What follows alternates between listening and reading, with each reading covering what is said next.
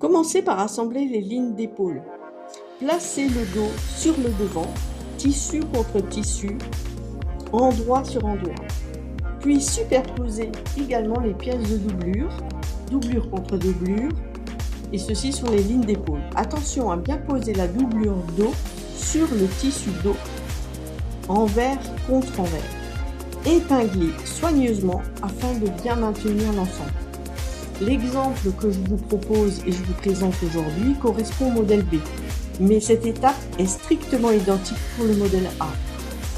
Pour l'assemblage, vous pouvez utiliser soit une surjeteuse comme ici dans le tutoriel, ou simplement avec votre machine à coudre.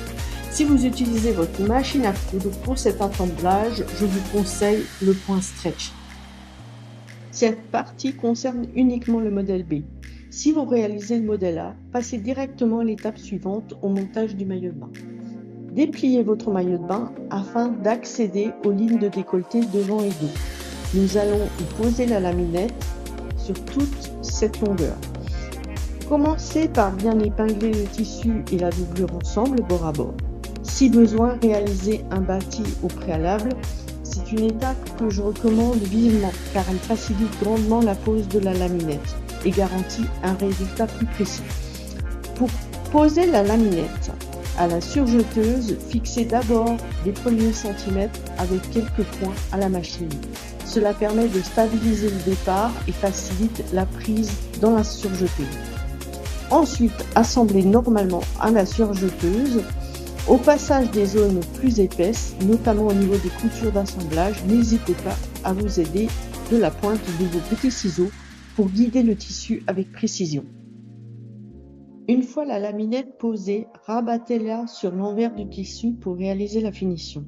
Si votre première couture a été réalisée à la machine à coudre au point zigzag, pensez à recouper les surplus de couture avant de rabattre la laminette. Cela évitera les surépaisseurs et donnera un résultat plus propre. Fixez donc ensuite la laminette rabattue au point zigzag. Petit conseil, je couds toujours endroit du tissu face à moi afin de mieux contrôler la finition visible. Appuyez-vous sur votre pied de biche comme repère pour garder une couture régulière. Dans les arrondis, accompagnez bien le tissu avec votre main gauche. Comme je le dis toujours, c'est le vêtement qui tourne sous la machine, pas la machine autour du vêtement. Et comme toujours, les petits ciseaux sont bien utiles pour passer les surépaisseurs. Nous allons maintenant assembler la ligne de taille au dos. Superposez les pièces dos supérieur et dos inférieur, toujours tissu contre tissu, puis épinglé. Respectez bien les repères de montage pour le positionnement des différentes pièces du dos.